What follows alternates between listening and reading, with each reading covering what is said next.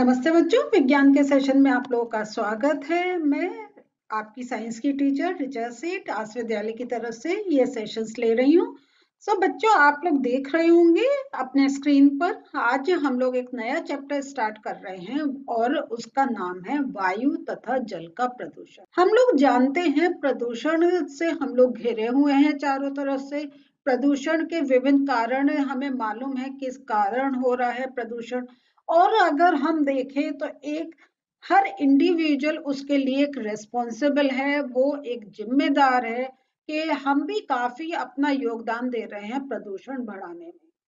आप लोगों को यह चैप्टर इसीलिए पढ़ाया जा रहा है कि आप ये समझिए कि कहाँ आप एक अपने लेवल पे प्रदूषण कम करने में अपना एक सहयोग दे सकते हैं। और उसके साथ साथ आपको ये चैप्टर पढ़ के ये भी पता चलेगा कि अगर इस टाइप से प्रदूषण बढ़ता चला जाएगा तो आने वाले समय में हम किन किन संकटों का सामना कर सकते हैं।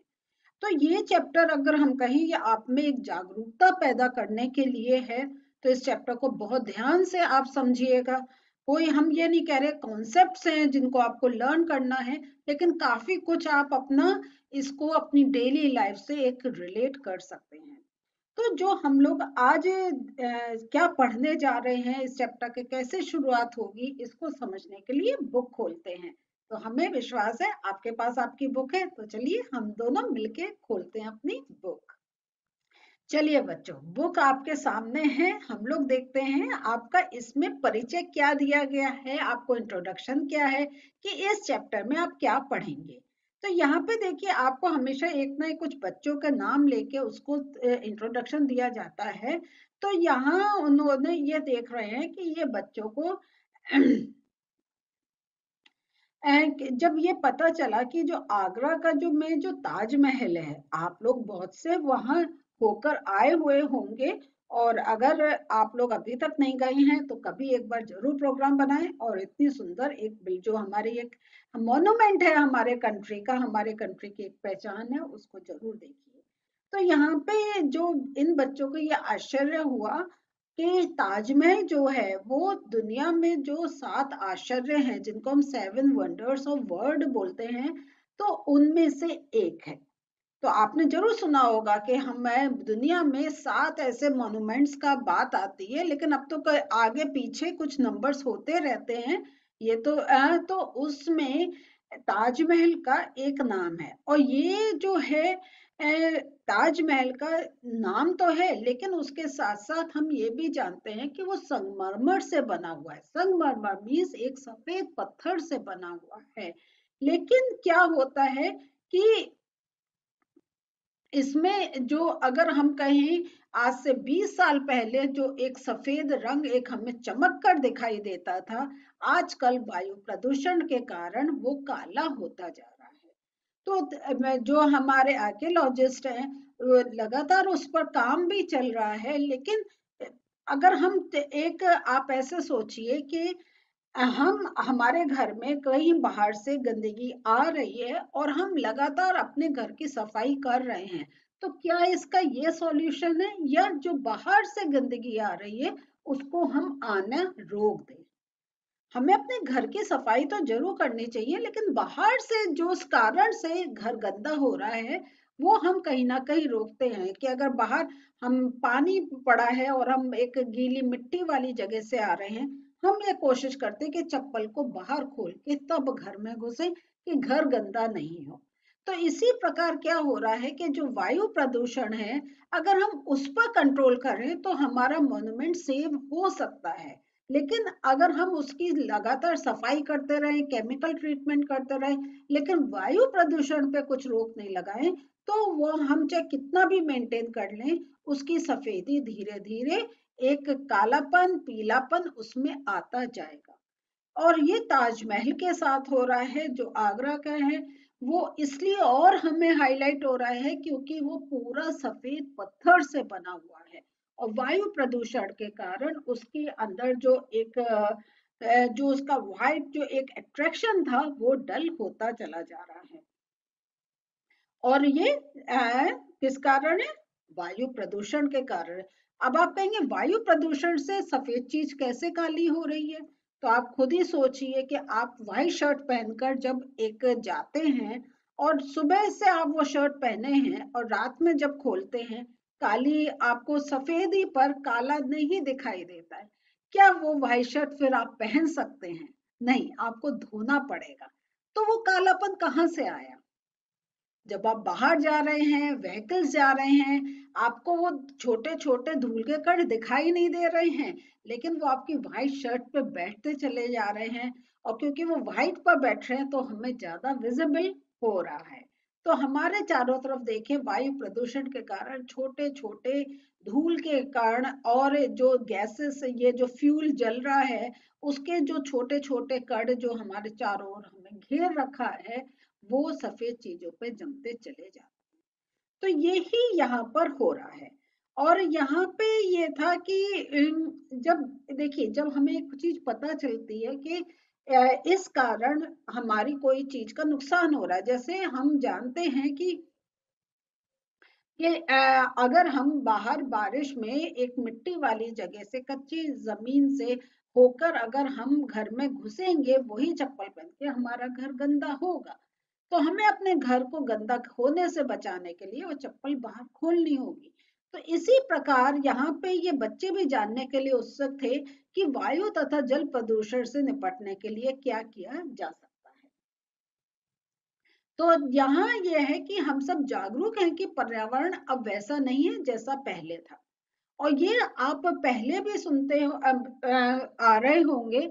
और अगर आपके घर में ऐसा कभी कोई डिस्कशन नहीं हुआ है तो आगे जरूर करिएगा कि अपने बड़ों से पूछिएगा कि जिस पर्यावरण में वो एक जब छोटे थे, जब उनको वो मिलता था, जो इनको साफ वातावरण मिलता था, क्या आपको वो मिल रहा है?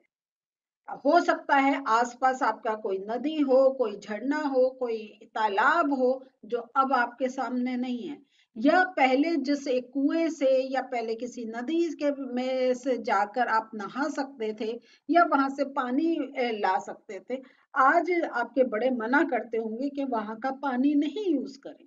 कारण क्या है? कारण है प्रदूषण।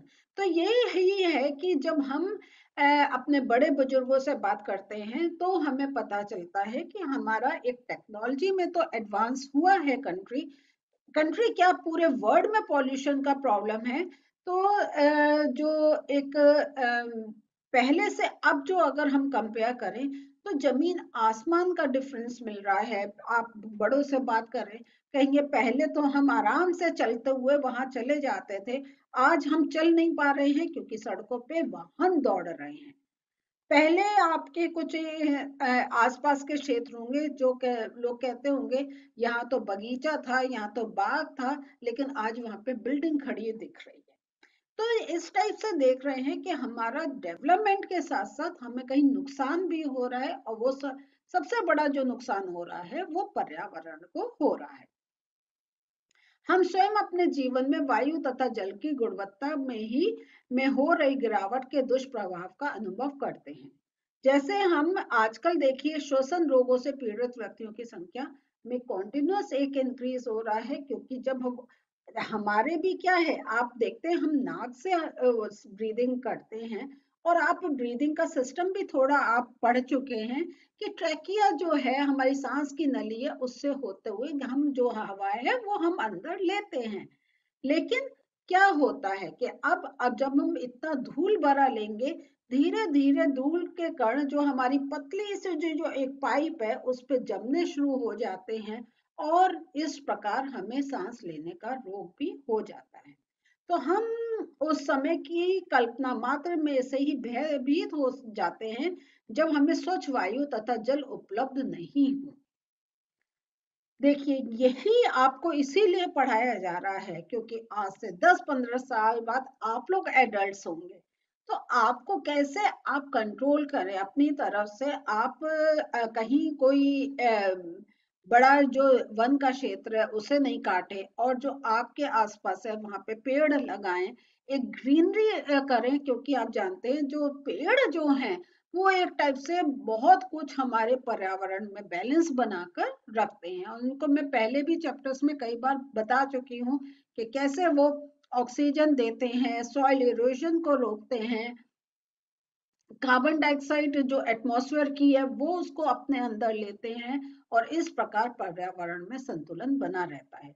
लेकिन जब पेड़ कट रहे हैं, हमारे वाहन दौड़ रहे हैं, मींस कार्बन डाइऑक्साइड ज्यादा बन रही है और ऑक्सीजन की खपत कम, वो कहें कि ऑक्सीजन का जो परसेंटेज है वो हो रहा है, कार्बन डाइऑक्साइड के साथ साथ और जो पॉइजनस गैसेस है उनका परसेंटेज इंक्रीज हो रहा है, तो पॉल्यूशन हमारा वायु का एक इंक्रीज होता जा रहा है।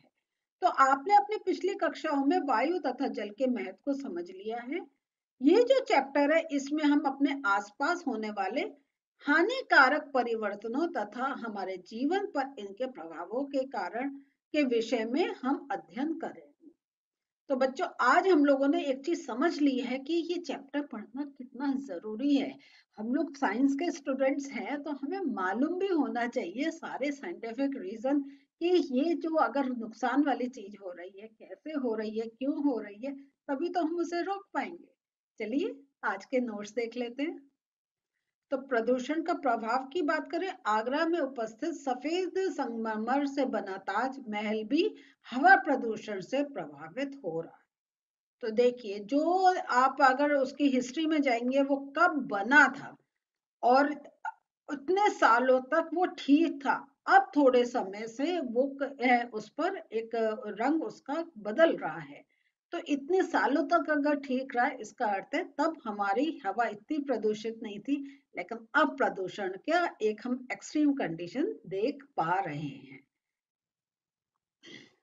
तो बच्चों आज हम लोगों ने इस सेशन में एक तो ये पता कर लिया कि कौन सा हमारा नया चैप्टर स्टार्ट हो रहा है और हम लोगों ने थोड़ा सा प्रदूषण के होने वाले जो एक दुष्प्रभाव हैं जो हमारे ऊपर एक हमारे लिए बहुत एक नेगेटिविटी जनरेट कर रहे हैं, हमारे पर्यावरण को किस प्रकार एक नुकसान हो रहा है उसके बारे में हमने जानकारी एक इंट्रोडक्शन ले लिया है। अब जैसे जैसे हम सेशंस में आगे चलेंगे हम विभिन्न जो प्रदूषण है और कैसे हमारी लाइफ उनसे अफेक्ट हो रही है उनको और डिटेल में समझते जाएंगे।